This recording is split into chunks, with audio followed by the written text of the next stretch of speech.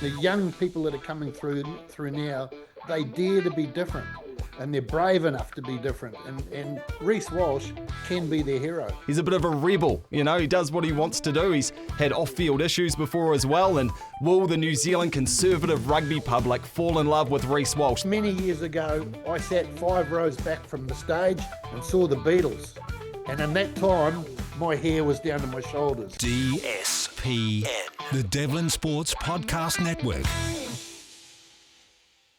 DSPN, welcome to it, ladies and gentlemen. Martin Devlin here, Lachlan Moore off for a week. Today, a couple of things to excite. Before we do that, though, a little bit of business to take care of. If you are watching on the DSPN YouTube channel, hit that subscribe button for us. It really does help. We're trying to get to 20,000 subscribers before the end of the year.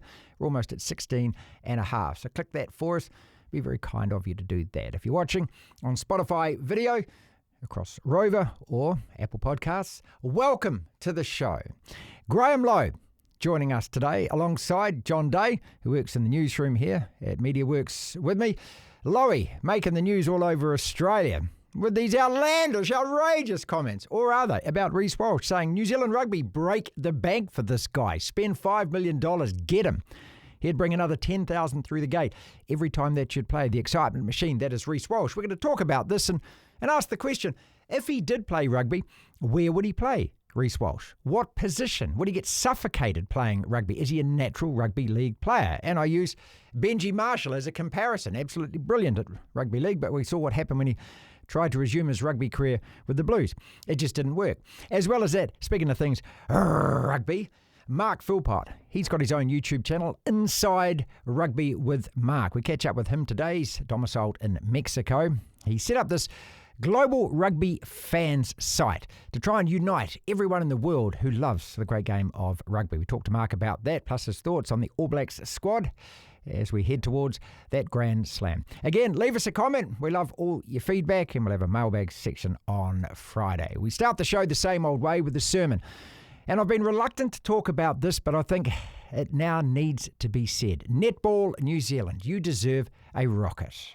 Marty Sermons, brought to you by WebWonks. Generate online leads with WebWonks. Doctors for your Google data. We live in an amazing, amazing world, and it's wasted on the crappiest generation of just spoiled idiots. Netball New Zealand, do you have any idea of the damage you are doing to your sport right now? Do you? The longer this saga drags on with Dame Noeline Taurua, the worse it gets for you. Because in most people's eyes, the only villain here is also you. And by that I mean the players that first complained about Noeline, a board hogtied by its own idiotic wokeness, a CEO constrained by same, preventing any kind of common sense utterances or outcomes, and the suffocating admin that envelops everyone when HR and employment disputes reach this sort of impasse. There is no resolution coming here, people. That's the message that I've been told by a highly trusted and very closely placed source, deeply involved in all the goings-on here. Now, this person has relayed to me that they've never seen anything like this quagmire, despite dealing firsthand with similar situations involving players and coaches across many different New Zealand sporting administrations across many decades. The final straw has to be the resignation Monday of fellow national selector Gail Parata, who leaves saying she supports Dame Noeline and, I quote, is stunned as how it has come to this, unquote. We all are. Parata, in a Facebook post, makes many strong and valid points, saying, again I quote, the very essence of relationships, trust, lived experience no longer seems to hold weight with those making the decisions. Consider that statement for a second. Consider it out loud. It seems insane to think that those things no longer matter. Who the hell is running the joint, and what exactly are their motives? Because sensible, honest, transparent resolution is clearly not one of them. Parata goes on, I quote again, we keep hearing words like safety and well-being, but with no transparency, those words ring hollow, unquote. And she's exactly right. In any work environment, just because someone says they've been bullied or claim they're psychologically unsafe, which is apparently what the players have said, that doesn't in fact mean anything severe or nasty has actually happened. It could just as easily be a precious reaction to being told off, that your performance isn't good enough, that you are falling behind the standards that we demand. We see this all the time in my industry right now. The marshmallow nature of individuals who get told you need to do better. and respond with an HR complaint and take 2 weeks off work calling it mental health stress. Now look, I don't know the exact nature of the two players' original complaints, but that's half the point. You can't wreck someone's brilliant coaching career and reputation, which is what Netball New Zealand are doing here, on anything like this that isn't rigorously investigated, tested and contested by the person who the complaints were made against. That's called natural justice. From what I've been told, the original two complainants haven't even been questioned in this process. Think about what? If that's the case, then the whole thing is a sham.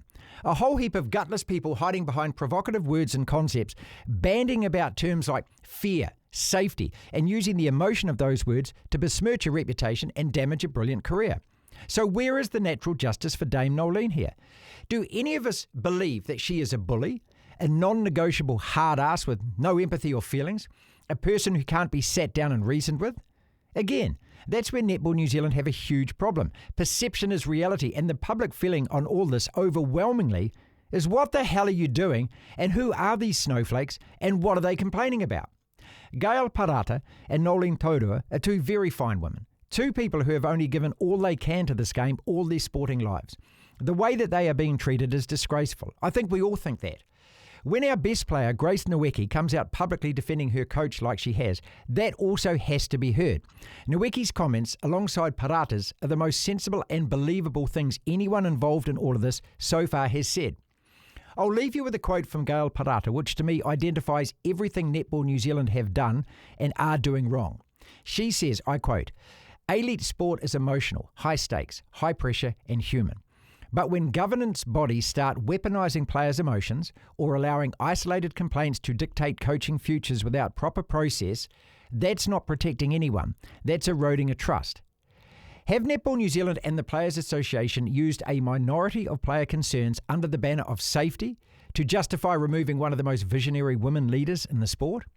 Who would step into a role now knowing that one complaint, one misinterpretation, or one moment taken out of context could end their career?"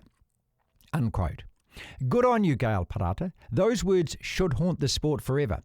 It's not Noeline who needs to get gone, it's all the losers on the board. Netball New Zealand, you haven't just dropped the ball here, you've completely lost the plot. And this is the bit that you clearly failed to understand. This is the worst bit. You haven't just lost a legendary coach, you've also lost the public. DSPN, he's a great mate of the show. He's been a great mate for a very long time, actually. Sir Graham Lowe needs no introduction at all. Lowe's on Zoom in the studio with me is our good friend John Day as well from the newsroom. And Graham has gone viral for a 79-year-old man. What an achievement this is. You're all over the Australian press, mate, with the comments that you've made here in New Zealand about Reece Walsh. And you've said that, listen, New Zealand Rugby, get this guy. Pay him $5 million. Pay him whatever you need to. He is box office. He'll drag another 10,000 people through the gate. What an asset he'd be. What a player. So welcome to the show first, Graham. You obviously stand by those comments. Absolutely. Is $5 million enough? Is that the ceiling? Oh, mate, but the point I'm trying to make is that this guy is special. I mean, if you look at rugby league or anything in this part of the world, Australia, New Zealand, our players, their salaries of what they could earn, I think, is being suppressed by the cap. If you compare sport here up to Europe or America or whatever, have a look what those guys are getting in team sport. And if we can't get it here, we've got to change the administrators. And mate, these players should be earning mega money.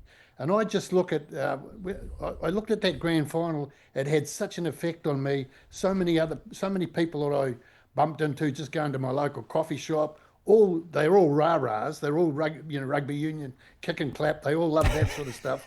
And they're all obsessed by this young fella playing for the Broncos.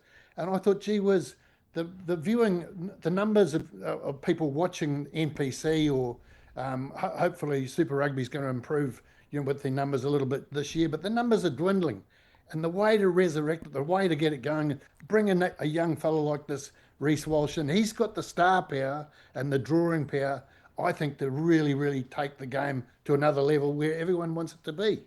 Tony Kemp forget about the playing stuff, just how the guy looks, how he runs, and you can ease. I mean, the reason maybe that Roger and Benji didn't shine like they may have is because I think the game itself, the way that their teams were playing, didn't adapt. They still played the same old way they've been doing it for 50 years. the game has got to evolve week by week by week by week. You get someone like Jamie Joseph, for example. He is a modern thinking coach. And you just imagine Reece Walsh with Jamie Joseph. Well, a lot to unpack there.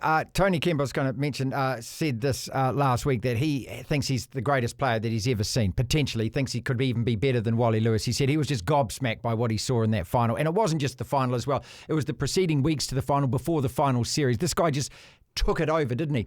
John, for a start there, is the star power what Lowy's talking about? Is this guy at that level now because of what he's done in the NRL leading up to that grand final, then the grand final performance? Well, I just wonder how the New Zealand rugby public would take to a guy who paints his nails and drinks toilet water for fun. We take any excuse we can in rugby, it seems, to cut people down. Why they're not good enough, why they shouldn't be accepted in a game like Rugby Union where it seemed more blue collar in Rugby League, and that's why they love him over in Australia. He's a bit of a rebel, he does what he wants to do. He's had off-field issues before as well, and will the New Zealand conservative rugby public fall in love with Reece Walsh? The kids will, Lowy, and I think that's what you're pointing towards. Rugby is losing the battle with the teenage kids. They love their NBA highlights, yeah, they do, and they love their NRL when it rolls around, and having a guy like Reece Walsh playing Super Rugby and playing for the All Blacks would certainly bring them through the gates. I agree with that. Whereas you're saying that the people that are talking to you range in age from the youngies right up to the oldies, Lowy.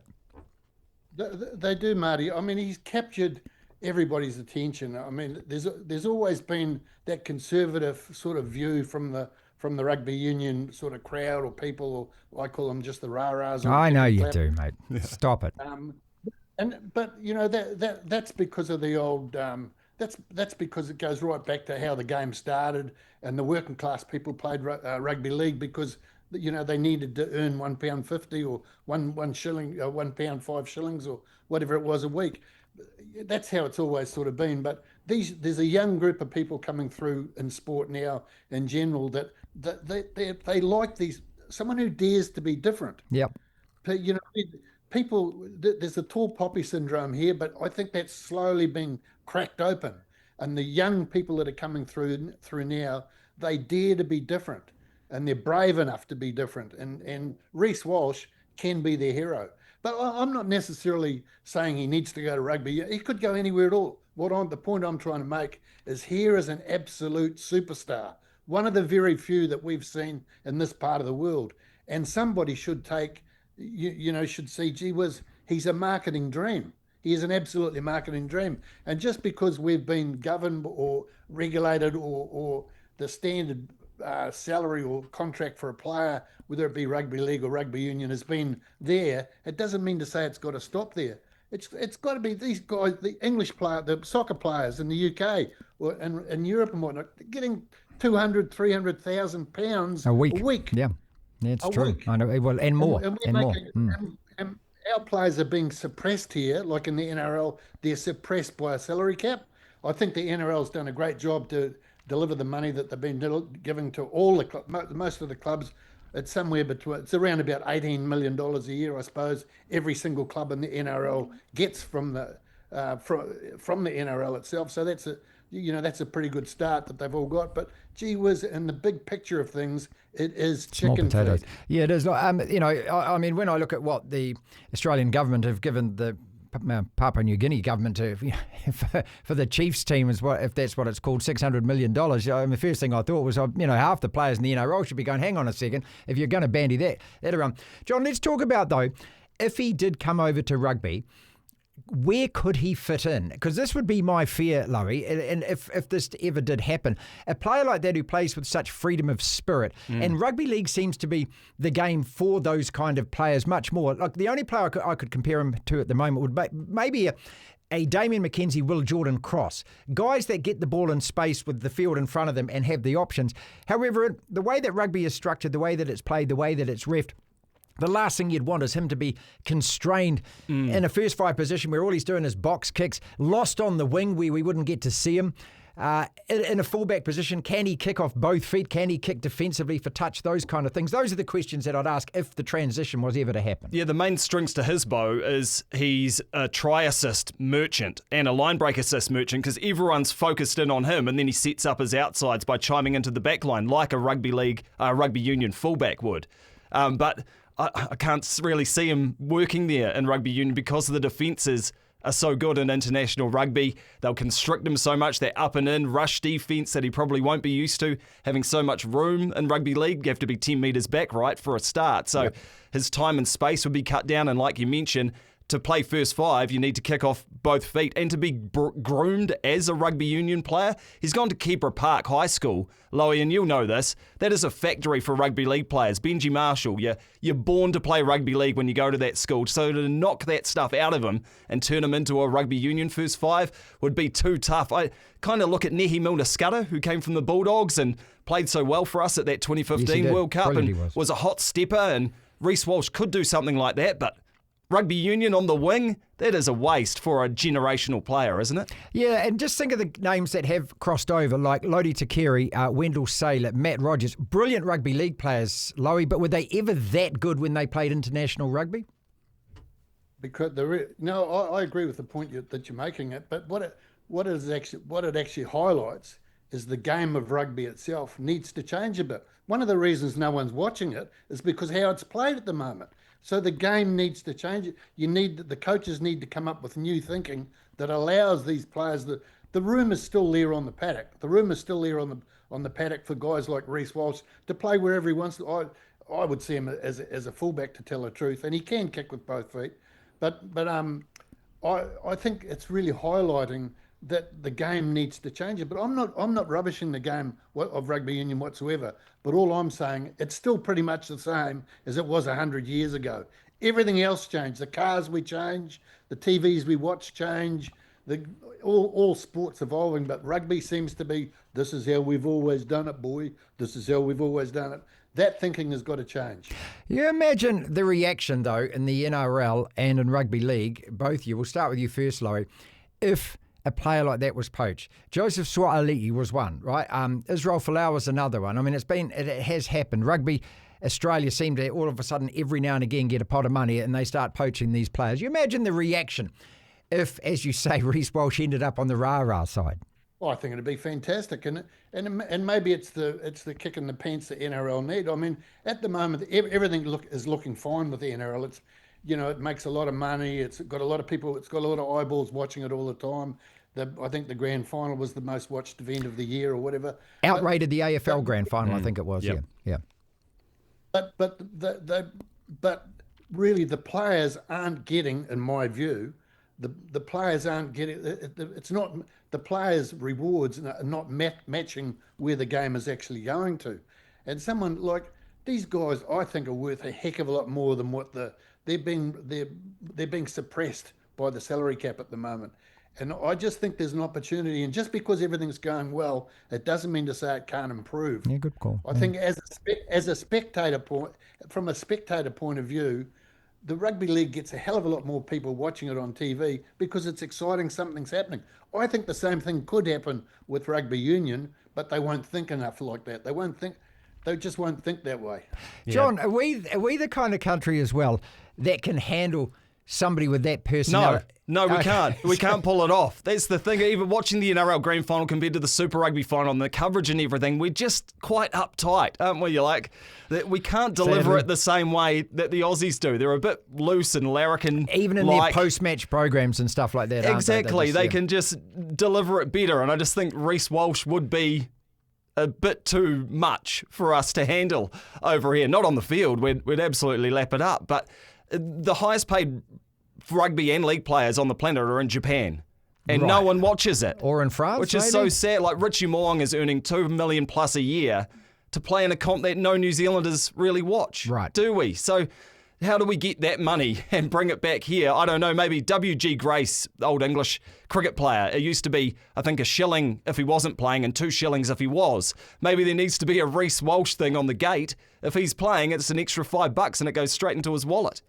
Yeah, that's the thing, Laurie. Is there enough eyeballs on the prize down this part of the world? I know international rugby is. I mean, certainly that Six Nations generates, doesn't it? The World Cups generate and things. But is there enough money in the sport of rugby league, given the fact that it's only really played down here and on that M62 in England? It's not a worldwide sport. Is there enough money to do what you think should happen? Maybe at the moment there's not, and what that highlights is maybe the administrators have got to get on their bike and bring more money in. And I don't know anything, like I'm not on social media or anything like that, but from what I understand, you press a button and you're global. You're all around the world. So I'm sure that could be achieved. You don't have to actually get in a car or a boat to go to the game. You can watch it on TV.